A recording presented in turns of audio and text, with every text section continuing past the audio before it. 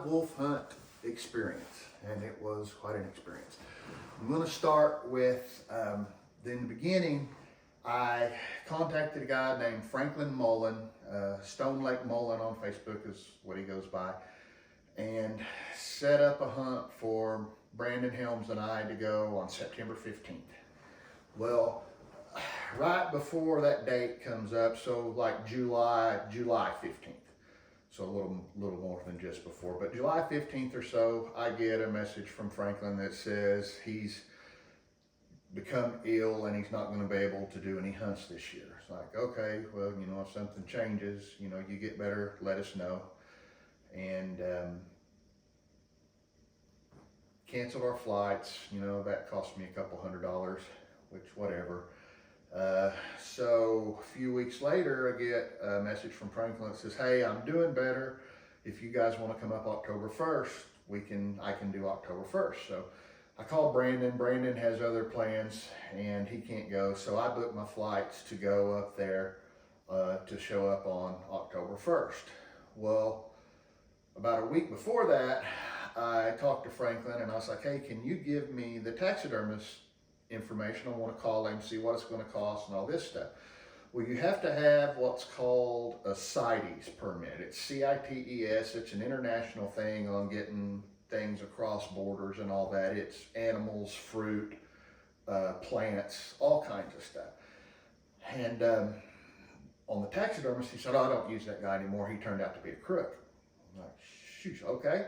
I said, well, I need to find a taxidermist because I don't have my CITES paperwork. We were going to go through him to do it. He goes, what do you mean you don't have your CITES? I thought you said you had your CITES. I said, no. I said, I have my hunting certification. I have my license purchased. I have my wolf tag purchased. I've got all that stuff.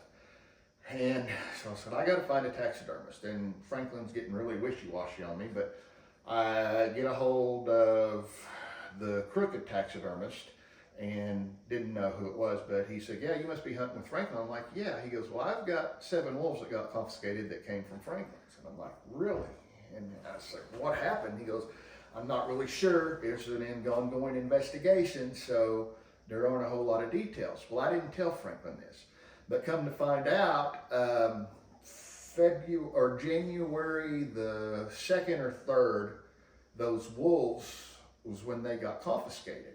And it's not just Winnipeg and Ontario, it's the federal game wardens, and I don't know what they call them up there, but the game wardens, what they call them here. Federal game wardens that are involved in this, and I spoke to both the Ontario guy and the federal guy, and they can't elaborate too much because it's an ongoing investigation. Well, Franklin found out that those wolves got confiscated. He didn't find out till July 10th, so it was a couple of days after that is when he suddenly became ill. I had to reschedule, had to cancel my flights and all that for my first trip. So that kind of started making a little more sense. And he was getting really fishy on the October 1st deal, telling me, well, if you don't have your CITES, I don't know. I said, well, if I kill a wolf, can you put it in your freezer? And when I get the CITES paperwork and stuff taken care of, I can arrange for you to send it to me. And he goes, no, that's what those boys from Texas that got me in trouble did. They left those wolves in my freezer and didn't have the proper paperwork. Well, he doesn't know that I knew those wolves were confiscated in Winnipeg. And also, he'd never mentioned anything about being in any type of trouble. So I finally just told him, I'm like, hey,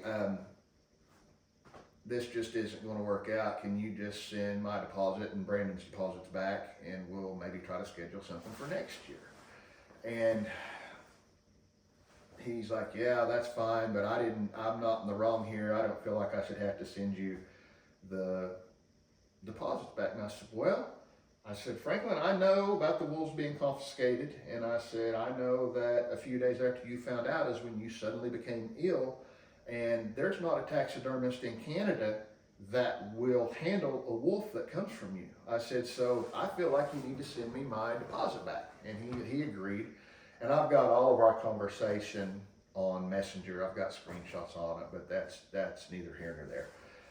So I find out about another guy that does hunts. He's about 3 hours south of Franklin. And originally I was going to fly into Winnipeg, drive the 4.5 hours to Red Lake, Ontario to Franklin's. And where the fools got confiscated was from the taxidermist in Winnipeg. And you also have to buy an export permit to get your animals out of Ontario, and it's $9. And Franklin had mentioned something about those guys didn't do that, and that's what caused all the ruckus. Well, the federal warden told me that he doesn't get involved over a $9 export out of a province. And I guess that's kind of like if you take a bobcat from Oklahoma to Texas, you actually have to have that CITES paperwork and all that. But anyway, I get a hold of this other fella. He's older, doesn't hear very well, and all this stuff that I'm fixing to tell you about happening, I don't hold it against him personally. He's getting older and he's going downhill, and I think, you know, he loved the guide business and he just doesn't want to turn it loose. But I get my CITES paperwork done, and I guess I got lucky because the mail carriers up there went on strike, and they actually mailed it to me in an 8x10 or an envelope. So I've got my CITES paperwork, I've got my license printed off, I've got my Oklahoma Hunter's Education, a copy of it printed off, I've got duplicates of everything. I've got my wolf tag printed off, I've got one that I kept on me and one that I kept in a bag just in case something got lost. Well, the gentleman that I was hunting with, I talked to him about a week before I went up there, and he goes, yeah, there hadn't been a whole lot of cold and there's not a lot of animals dying, so I'm not having a whole lot of bait. And I said, well, is there anybody around there that has hogs or anything we could just buy a medium-sized pig from and kill it and put it out there? And he called me back the next day, and where I went to hunt, there's a big building. It's like stockyards, big livestock building. And what it is truckers that are coming through there with livestock, they stop there and unload their load, and they get to eat and they get to drink and basically just get to rest overnight, sometimes more than that. But there was a load of hogs and they had a dead pig. So fortunately, I didn't have to pay for a pig. And that pig, my guide split it with somebody else. So first day when I get there, there's some pig down there and 90% of it's eaten. So I was like, well, this is great. But anyway, I get on an airplane in Tulsa Thanksgiving morning. I get up there Thanksgiving night, and my guide said he had a place that I could stay, all that. Don't worry about any of that.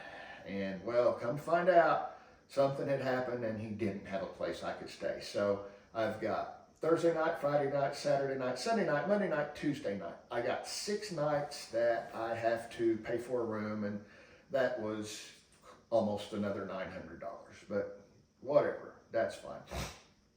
So when I get to the airport, I land in Toronto, and on my baggage, the list of things that you're supposed to check, like firearms, pepper spray, all this stuff, this long list. Archery equipment's not on there. And of course, I'm dressed. This is what I was wearing. And when I go through customs, they're like, what brings you to Canada? And I said, I'm going hunting. What are you hunting? Wolves. Hunting with the gun? I was like, no, I'm hunting with a crossbow. Did you check your bags? And I said, well, the archery equipment's not on the list. And this guy goes, oh, wait a minute, we need to look into that. Well, I mean, I literally had walked out of one turnstile, walked 30 seconds to this next one, and they throw a fit over it. Like, no, you've got to claim that. And I'm like, okay, I'm sorry, I didn't know. So they take my luggage off of the plane that's going to leave Toronto and fly to Thunder Bay. So I had my pack here. I put all my clothes in it because I sweat real bad, and I just put this over my shoulders and I walk to where I'm hunting when I got a situation where I'm going to set, like deer hunting, and then setting in a blind for wolves. So I had this bag, I had it filled up with my clothes, had all these pockets on there. So I took the shoulder straps, pulled them down, pulled these down, wrapped them with tape, put tape around it, and then around the top, I just did everything I could to make sure the bag was secured and there wouldn't be any loose ends or anything for it to get hung up on. Well, they totally went through my bag. So when it arrived at the airport, there's stuff hanging out of it. One of the deals was halfway zipped, and I had this little notification of checked baggage inspection. Well, I had it taped up neatly. They cut all the tape off of it, and then they put their white colored tape on it that said it had been checked or whatever it said. So they did that. They broke 2 of the wheels off of my suitcase, and the case my bow was in, they brought it down, and I waited for an hour and a half. I almost missed my flight, but they brought it down, and I had 4 locks on it, just like you would if it was a firearm. They wanted to inspect it. They wanted to measure my crossbow to see if it was long enough that it wouldn't be considered something. And this guy measuring it, I'm like, what are we measuring the length of this for? He goes, well, just make sure it can't be fired with one hand. And I said, it can be fired with one hand? I said, and I'm mad. I'm pissed off. And I'm trying to keep my cool, but I'm this close to losing it. And I said, man, if I hold this thing like this and shoot it with one hand, the chances of me hitting something are very slim. And I said, like this, I said, I don't get it. He goes, not my rules, I just gotta follow them. I said, no problem. So they measure it, and unfortunately it met the criteria on length. And they lock it back up. They give me this bag, my broken suitcase, and my crossbow case. And I have to go down, go through, and then put my bags at the baggage deal to get them back on the plane. Well, they've done all this, and they literally x-ray my crossbow case again. And it was just a bunch of BS. And I get to Thunder Bay, then find out, there's no place to stay, and go make arrangements on a room. Well, the first day, I talked to my guide, and again, he can't hardly hear anything, and when he talks, he just, you can't understand crap he says to begin with. But he said, yeah, show up tomorrow morning, show up here at the house about 8:30, and I'll take you up there. And I said, 8:30? Isn't that a little late? And he goes, the wolves don't even get on their feet till 10:30. So I don't say anything. I show up at his house. Of course, you go in and they want you to take your boots off, which is totally understandable. There's snow on the ground. So I take my stinking boots off, go sit down, and he goes, you want coffee? I'm like, I don't drink coffee. So he fixes me some orange juice, and we ho-hum around. And finally, he takes me up to the place, the barn, and takes me down back in behind there and shows me where I'm going to be hunting, drops me off. And he's like, there's a heater in the blind, this and that. And so I go up to the blind to get situated, get my clothes out of the pack, get my warm clothes put on. The heater doesn't work, which that's fine. I don't care. I'm not in the wind, no big deal. There were trash bags. It was cluttered. It looked like a homeless encampment had been there, and they just abandoned the place. It was terrible. So at the end of the day, I bagged up a bunch of crap just to get it out of the way. But around 1 o'clock that first day, a truck pulls up to my bait pile, and they stop. It's a man and a woman. They get out, and I'm like, what's going on? So I walk down there, and I'm like, hey, and they're like, oh, hey, what are you doing? I said, well, I'm hunting wolves. Told them who I was hunting with, and they're like, oh, we got a trap line sitting here. We were just here to check our traps. We're sorry, we didn't know you were going to be in here. And I'm like, no problem. And they asked if I minded if they check their traps. I was like, no, not at all. Go ahead. But if you catch one, I'd like to see it. So they caught a wolf, a coyote, and a red fox, and got to see a wolf first time ever, and visited with them. The lady makes clothing, mittens, scarves, and stuff out of fur. And that's what they do. They trap, and she makes clothing. So they were real nice, and of course I was polite with them, and I told her, I was like, hey, I'd like to buy a pair of those beaver mittens, because they had some in the truck. So they were going to meet me right after dark the following day up on the hill where the livestock barn is. And so the next day, I drive in and I park. I park about a little over a quarter of a mile down some rolling deals and park my truck. Get to the stand. Um, the bait's dang near gone, but get up there and it's noon. Here comes my guy driving in the bait pile. Waves, and he's in his mid to late 70s, so he's not like he's going to get out and come see me. So I walk down there. I'm like, hey, is something wrong? No, just checking, see what you're up to. I'm like, well, I'm waiting on Wolf to show up. He BS's with me for another 10 minutes, and I'm just thinking, what, man, leave, get out of here. And he leaves, and about 4:30 that day, somehow a wolf shows up. So I shoot my wolf and get her gathered up and get all my stuff out of the blind. And I drive up there to the livestock barn, and the lady and her husband, she brought the mittens, and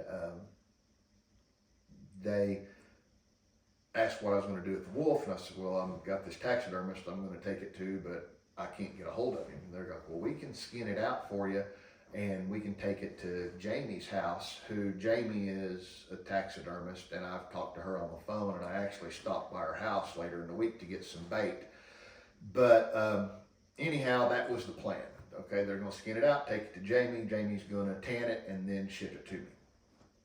Well, Jamie was concerned about getting it across the border. Everybody up there is just worried to death about the 25% excise tax that they think is going to happen and all that. So what we did was the trappers, they skinned my wolf out, they rolled it up, vacuum sealed it in a bag and froze it. That way I could just put it in my carry-on bag when I flew home. So I get my wolf killed. I go down, I go to the guide's house, and I talk to him, and I was like, hey, what would you charge me to hunt the rest of the time I'm up here to kill another wolf? And he goes, oh, I don't care, just, you're going to tip me, aren't you? I'm like, well, of course I'm going to tip you. And he goes, all right, just hunt, do what you want.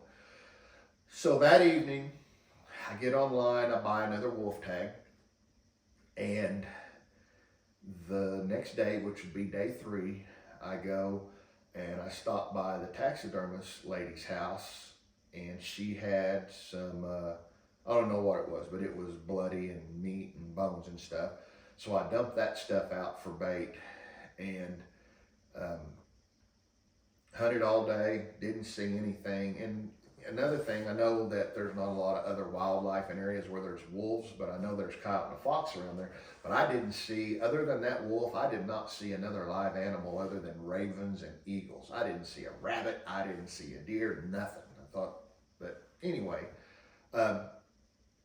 so the 4th day, I drive in, I'm hunting, it's about 11 o'clock, here comes my guy, drives down to the bait, and I'm just like, what's going on? And he would call me, and he'd say, you hunting? I'm like, yeah. I can't hear you. It's like, dang, dude, you know, you're calling me and you're telling me anyway. And another thing that kind of irritated me, his wife absolutely did nothing to assist him. No translation, nothing. But he leaves, hunt the rest of the day, don't see anything. And then I stopped by Jamie's that evening and took her bait pan back to her and all that. And there was another taxidermist there that has been training her several years on doing wolves and all that. His name's George, and he is like the master of the masters when it comes to canine mounts, and he's won the world championship 4 times. But anyway, got to meet George and visit with George. Well, comes to find out, George is literally staying 3 rooms down from me. So I visited with him a couple evenings after I was done hunting, and he killed a wolf one day when he was there. But anyway, hunt the next day, and I don't remember how many days there were left, but didn't see anything. And a couple of days before it was time to go home, I stopped hunting at noon. I went down in Thunder Bay to their DNR, Department of Natural Resources, wherever it is. It's where you go to get your export permit, the $9 permit that I talked about earlier. So I get my permit, and there's a young game warden there, and he comes strolling out, and he goes, "You get your wolf?" I'm like, "Yeah, finally, yeah, I got me a wolf." And he goes, "Where's it at?" And I said, "Well, this lady and her husband that I met skinned it out, and they vacuum sealed it, and it's in a bag, frozen. I'm going to get it back from them this evening." "Oh yeah?" He goes, "Did you tag it?" I'm like, "Yeah, I tagged it." And he's wanting to. I showed him a picture because they put the wolf on the scale and showed me how much it weighed. You can see the tag is through its nose, like it's supposed to be. You can even see where it's notched December or whatever the date was, the 1st or 2nd. And he's wanting to make sure that this wolf's tagged. And I know a couple of game wardens. I don't have anything against them, but I feel like a game warden would write their own mother a ticket versus giving them a warning. And with my experience with this female game warden in Oklahoma, I had over the bobcats that I attempted to tag, and they didn't have tags, and then I wind up getting cited. But they lost an ally. I wouldn't spit on a game warden if they were on fire. Sorry, the guys that I know that are probably going to hear this, maybe you too, but nobody else. Anyway, he keeps asking me the same questions, question after questions, and I'm showing him, and he goes, "You got your CITES paperwork?" And I'm like, "Yes." And I said, "Right here." I said, "Here's my proof from Oklahoma that I've got a hunter safety deal. Here's my," he goes, "What's that?" And I said, "That's a copy I made of my tag that I kept separate in case of loss." He goes, "Well, you can't make 2 copies of that tag." And I'm like, "Okay." I said, "I didn't know that. I was not trying to pull anything over on you." He goes, where's this other tag that you bought?" And I pulled it out and I said, "It's right here." And he goes, "That's not the right tag." And I'm like, "Okay, I said, "That's the tag that you emailed to me." And he goes, "Where'd you print that out at?" And I said, "I printed it out at the motel where I'm staying," which the guy at the motel, I think English was maybe his 7th language. And I finally communicated with him enough that he got it printed out. Well, we failed to print the version of it that has the month and the days on it. I just had a wolf tag without dates on it. Obviously, there's proof through my email and proof through that, but the game warden said, "No, you need to reprint it." So they printed it for me there, my one with the numbers on it. And he goes, "When are you supposed to get this wolf back?" I said, "I'm supposed to get that wolf back tonight at 6 o'clock. They're bringing it up there where I'm hunting." And he said, "You gonna hunt the rest of the day today?" And I'm like, "No." I said, "You've kind of screwed that up. I mean, I've been down here with you for almost 2 hours." And he goes, "Well, I need to see that wolf." And I said, "Well," I said, he asked me where I was staying. I told him where I was staying. And I said, "When I pick it up," I said, "This is where I'm going to be." I said, "I can call you, meet you somewhere, whatever you want to do." I said, "The wolf's tagged, everything's done right."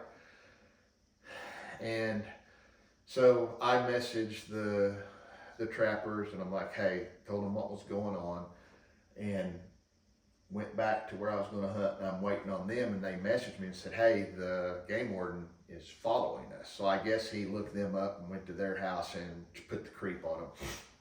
So they pull in, the game warden pulls in, he checks the wolf and all this, and he says, "Come here, Mr. Hampton, I need to talk to you." I'm like, "Okay."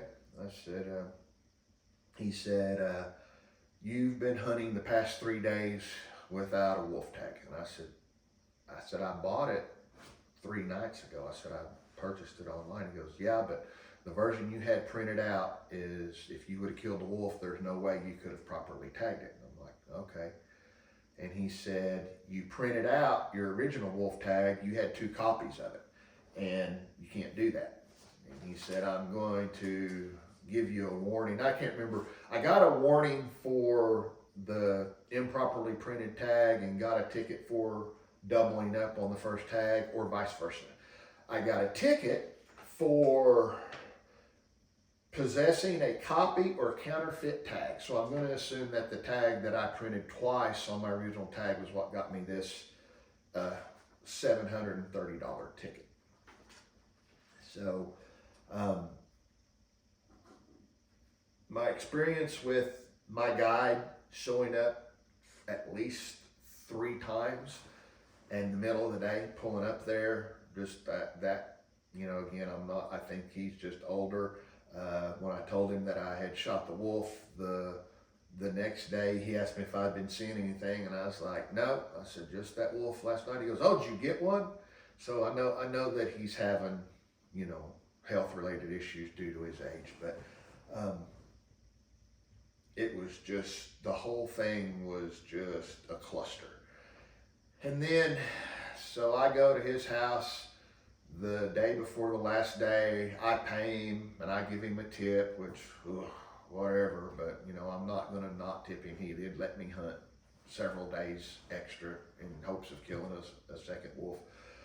So I get to the airport and I told the lady, I was like, hey, I'm flying back to the United States. There is archery equipment in this pack. Do I need to check it? And they're like, no, not for archery equipment, going back to the US. I was like, okay, great. Wrong. I get to Ontario, no problem.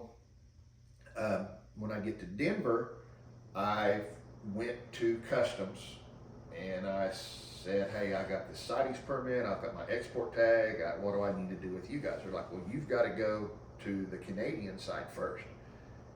And fortunately, at the Denver, or no, this was in Ontario. This is in Ontario. Fortunately, up in the floor above is where the Ontario customs are. Well, I'm gonna miss my flight because they pulled me to the side and we're going through all this stuff again. And I get a text message. Unscheduled maintenance had to be done on my flight, so it extends it out 45 minutes. Thinking, well, maybe I'm not gonna miss my flight.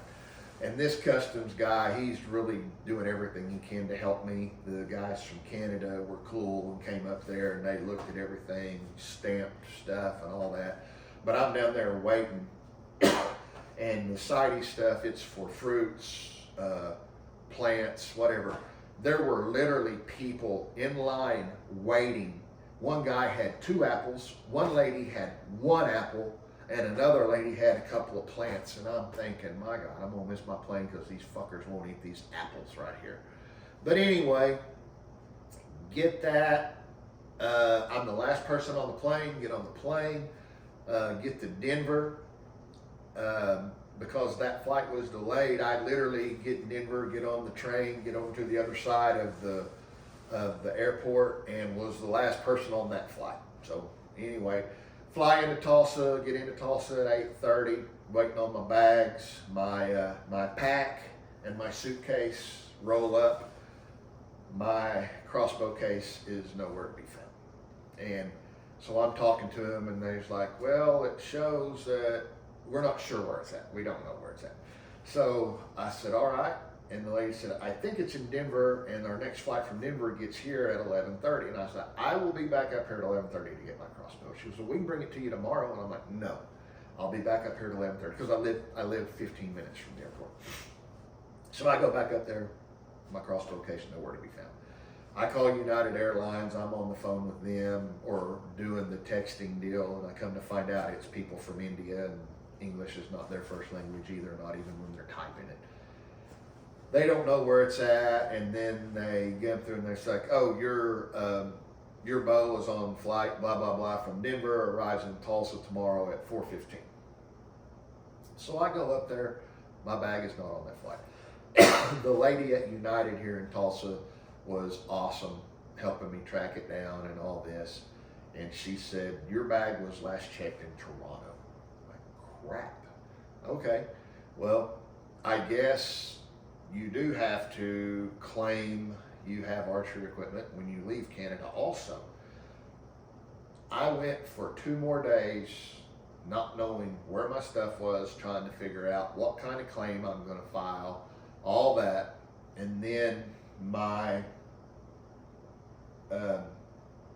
it does show up. I get a call and there's like, hey, it is on the plane, leaving Denver, will be here today. It left Toronto, flew to Denver, da da da da.